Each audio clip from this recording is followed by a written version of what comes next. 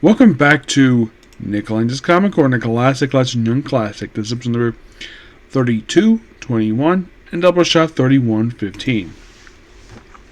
We have two fan favorite series, basically, I'm talking about.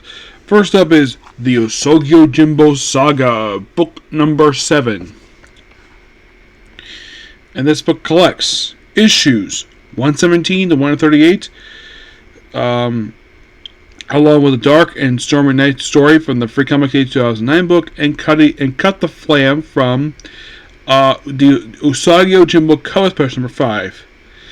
Yep. The main stories in this book are Trays of the Earth, The Town Called Hell, and Red Scorpion.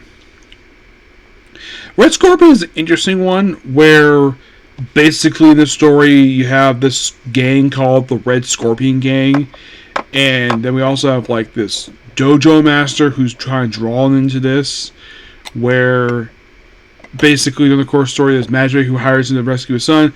Turns out he is Red Scorpion. He kidnapped his own son, and Magic himself is later killed, and because apparently this particular dojo master who Usagi had a match with, apparently because he had some involvement in this, so basically he was assisted with Shenpaiko. Well, actually it's more like ritual suicide he had to commit, but he requested Usagi be a second, which he accepted, and basically slit his gut, and then Usagi proceeded to chop his head off.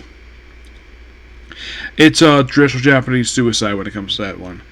Town Called Hell, basically it's basically about a lawless town called Hell. Treasures of the Earth, which the story is one of Treasures of the Earth. The White Thief Herd, The Dark and Stormy Night, which is a short story. The Hidden Fortress, A Place to Stay, and The Pyagi.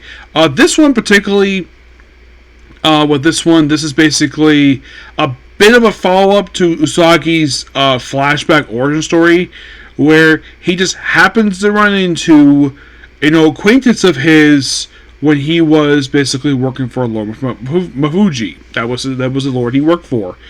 And one of the retainers actually was still alive. There was actually two. The other one's name was Kenta. So he actually found the lord, supposedly this was, of course, they found Lord Hiiki. That's basically the guy who killed him. And basically he wants revenge. He requests Usagi help. Usagi declines because he is on a pilgrimage. He is not, he'll fight if he wants to, but not for vengeance. So Kenta still stay behind. And during the courses, they supposedly encounter Lord Hyagi, but it turns out this actually is a decoy. And basically the guy dies assuming he killed him, despite the fact he did not. The guy is buried. And Kenta's like, what do I do now? Do I commit vengeance? Like, no. It's like, no. Just get married, start a family, just retire, just live a peaceful life. And that's kind of a book in a nutshell. That's kind of what happens over the course of relatively 21 issues. But this book is really good. And I give this book a 10 out of 10. Next up we have is a Teenage Mutant Ninja Turtles book.